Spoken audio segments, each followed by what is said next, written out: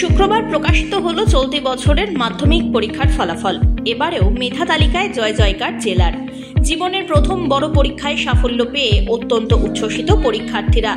Result সামনে আসতেই চলছে মিষ্টিমুখ, বড়দের আশীর্বাদ নেওয়ার পালা। এবারের মেধা তালিকায় স্থান করে নিয়েছে ৬৬ জন পরীক্ষার্থী।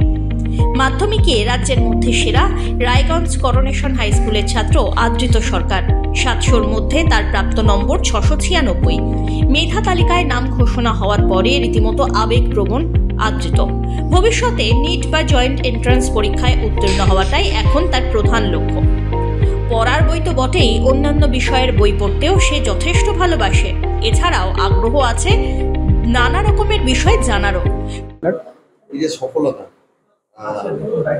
কেমন লাগছে? অবশ্যই ভালো রেজাল্ট করেছিলাম, এটা বরাবরই আশা ছিল। তবে যে রাজ্যে প্রথম স্থান অধিকার করব, এটা একেবারেই আনএক্সপেক্টেড রেজাল্ট। খুবই ভালো লাগছে।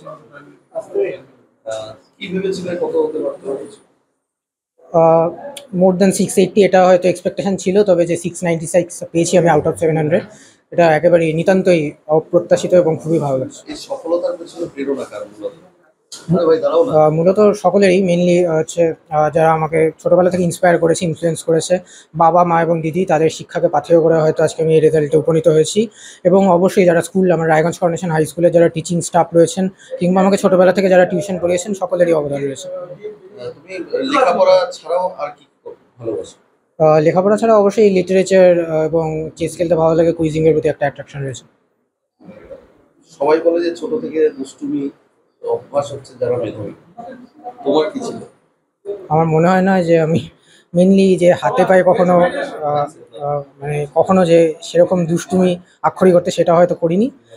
ছোটোবেলা থেকে বাবা মার পক্ষ থেকে কখনো প্রেশারাইজ করা হয়নি যে পড়াশোনা করতে হবে। আগামী ভবিষ্যতে মেনলি মেডিকেল লাইনে পার্সিউ করার ইচ্ছে রয়েছে, তবে অন্য কোনো লাইনে ইন্টারেস্ট ডেভেলপ করে যদি আমি, তো সেক্ষেত্রেও পার্সিউ করতে পারি। ভবিষ্যতে যারা মাধ্যমিক পরীক্ষার্থী কি বলবে তাদের উদ্দেশ্যে? মেনলি টেক্সট বুকটা খুঁটিয়ে পড়তে হবে, বছরের শুরু থেকে পড়াশোনা করতে হবে, রেগুলারলি পড়াশোনা করতে হবে। এবং যারা গার্জিয়ান রয়েছেন এবং যারা হচ্ছে আমাদের টিচার রয়েছেন, যারা স্কুল টিচার হোক বা টিউশন টিচার হোক, তারা যে স্টাডি টিপস দেবেন সেগুলোকে মেনে চলতে হবে, এটাই। কুইজে অত্যন্ত ভালো আদৃত, এমনটাই জানালেন পরিবারের সদস্যরা। বাবা অমিত কুমার সরকার অবসরপ্রাপ্ত কর্মী। ছেলের এই ফলাফল রায়গঞ্জের নাম উজ্জ্বল করেছে। অত্যন্ত খুশি বাবা অমিত কুমার। অন্যদিকে মা সীমা সরকার গৃহবধূ। ছেলের এমন অভাবনীয় সাফল্যে কথা বলার ভাষাই খুঁজে পাচ্ছেন না তিনি। ছেলের এই সাফল্য জেলায় নয়, একেবারে রাজ্যে হচ্ছে, এর পেছনে মূল চাবিকাঠি।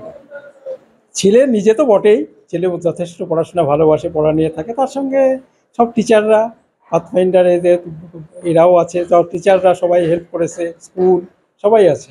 ওর মাও ভীষণ।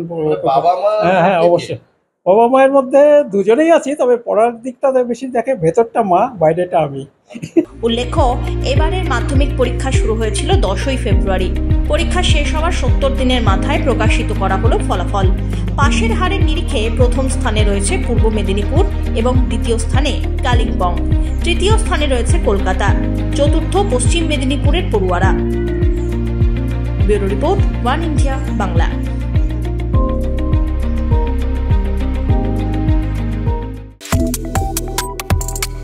Subscribe to One India and never miss an update.